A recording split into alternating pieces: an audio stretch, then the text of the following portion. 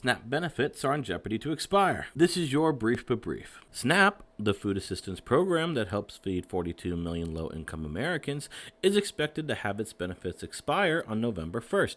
The USDA, who's in charge of running SNAP, has publicly announced that in lieu of the government shutdown, the agency has no funding to afford it.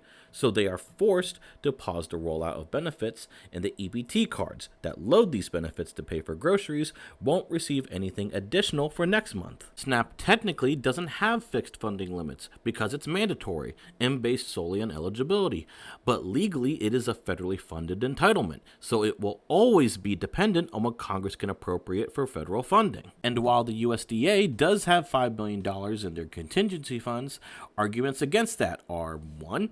That's specifically for emergencies, not routine benefits. 2. SNAP needs $9 to $10 billion a month, so it's definitely not enough.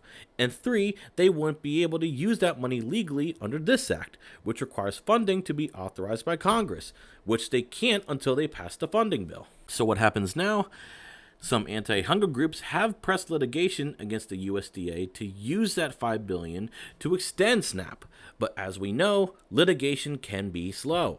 Realistically, there are alternatives with more to come ahead of the announcement, but by definition, these are relief, as opposed to being a substitute when you consider just how massively underscaled they are compared to SNAP. Monthly, SNAP is $10 billion in benefits. All food banks combined, including huge nonprofits as Feeding America, only account for $900 million.